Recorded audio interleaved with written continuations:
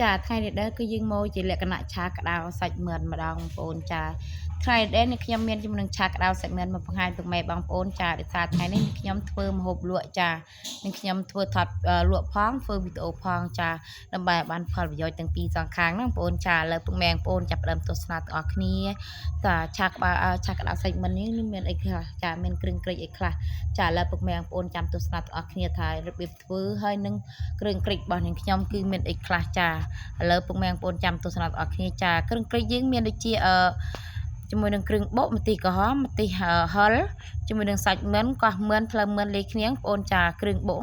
ចាស្លឹកក្រូចសើចាយើងហាន់ឲ្យរាងម៉ត់បន្តិចមកចានេះយកអត់ទាន់មិនហាន់ទេចាឥឡូវពុកម៉ែបងប្អូនចាប់ដើមពីរបៀបធ្វើរបស់នាងខ្ញុំចាយើងដាំដាក់ចក្រានភ្លើងមកបងប្អូនចាដាក់ខ្ជុងរាងក្តៅមកដាក់ប្រេងឆាក្តៅសិនណាបងប្អូនចាំយើងដាក់ជាមួយនឹងម្ទេសក្រហមចាយើងដាក់ម្ទេសក្រហមចូលយើងចាប់ដើមកូររំលីងមកដើម្បីម្ទេសក្រហមនឹងឡើងជាតិពឿក្រហមមកចានេះបងប្អូនរួចហើយក៏យើងចាក់គ្រឿងចូលចាចាក់គ្រឿងចូលក៏យើងកូររំលីងមកដើម្បីឲ្យគ្រឿងឡើងឈ្ងុយសិនបងប្អូនចាដល់ពេលដែលយើងប្រើម្ទេសក្រហមចាមើលទៅដាក់ឲ្យមានពឿទេបងប្អូនចាមានឲ្យឆ្ងាញ់អុយទេចាកុំឲ្យវាពឿលឿងពេកចាដាក់ឲ្យមានពឿនៅក្នុងឆាណាបងប្អូនចាឥឡូវនេះខ្ញុំចាក់ប្រេងខ្យងចូលចានេះខ្ញុំចាក់ប្រេងខ្យងចូលហើយយើងទៅយកប៊ីចេងស្ករមកយើងដាក់ជាមួយគ្នាតែម្ដងបងប្អូនចាអត់មានច្រើនទេបងប្អូននៅគ្រឿងក្រិចគឺយើងមានតែប៉ុណ្ណេះឯងឆាគ្រឿងចាពុកម៉ែបងប្អូនដែលចូលចិត្តធ្វើចាអាចមើលតាមវីដេអូនេះខ្ញុំបានចាគឺងាយស្រួលចាឥឡូវពុកម៉ែបងប្អូនចាឥឡូវយើងចាក់គ្រឿងផ្សំទាំងអំបិលស្ករប៊ីចេងរួចហើយគឺយើងចាប់ដើមកូរមកចានេះខ្ញុំចាប់ដើមកូរគ្រឿងយើងឲ្យឈ្ងុយសិនណាបងប្អូនចាយើងកូររំលីងឲ្យឈ្ងុយរួចគឺយើងចាក់សាច់ចូលចាសាច់មឿន2គីឡូកន្លះគឺយើងដាក់ទាំងអស់បងប្អូនចាឥឡូវយើងចាប់ផ្ដើមកូរមកចាដើម្បីឲ្យសាច់និងគ្រឿងចូលជាតិសព្វជាមួយនឹងគ្នាតែម្ដងចាកាលណាតែយើងដាក់សាច់ចូលហើយគឺអាគ្រឿងយើងគឺចាប់ផ្ដើមកូរមកត្រឡប់លេចូលគ្នាមកគឺចាមើលតែសាច់មឿនគឺចាប់ផ្ដើមចូលជ្រាបចូលជាតិគ្នាមក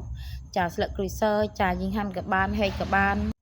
ចាយើងជោគយើងចែត្រឡប់ទៅលើចុះក្រោមពីក្រោមឡើងលើហ្មងបងប្អូនដើម្បីឲ្យសព្វស្មើគ្នាចាមានឲ្យច្រើនទាំងបងប្អូនហើយចាគឺយើងមានតែប៉ុណ្ណេះឯងចាដោយសារតែគ្រឿងក្រិចយើងគឺងាយបងប្អូន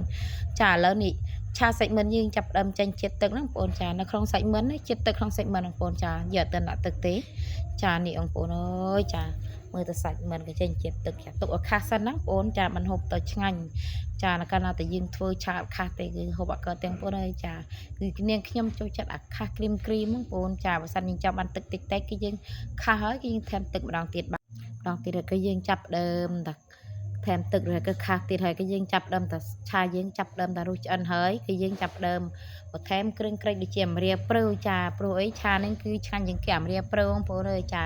ហើយយើងចាប់ដើមដាក់បន្លែជាមួយខ្ទឹមបារាំងម្ដងបងប្អូនដាក់ដើម្បីកាត់ជាតិឆ្អាបហើយវាឈ្ងុយទៀតបងប្អូនដាក់ខ្ទឹមបារាំងមកដើម្បីវាមានរសជាតិកាន់តែឆ្ងាញ់ចាម្ទេសហិលទៀតមកបងប្អូនឲ្យជាតិចាឥឡូវចាប់ដើមជោគសាច់ជាមួយនឹងបន្លែខ្ទឹមបារាំងយើងហ្នឹងបងប្អូនចាដើម្បីឲ្យមានរសជាតិកាន់តែឆ្ងាញ់ចានេះអូឥឡូវនេះបងប្អូនចាឆាសាច់មឿនឆាក្តៅយើងក៏បានឆ្អិនហើយយើងត្រឡប់តែមកត្រឡប់2ត្រឡប់3ត្រឡប់ទេគឺ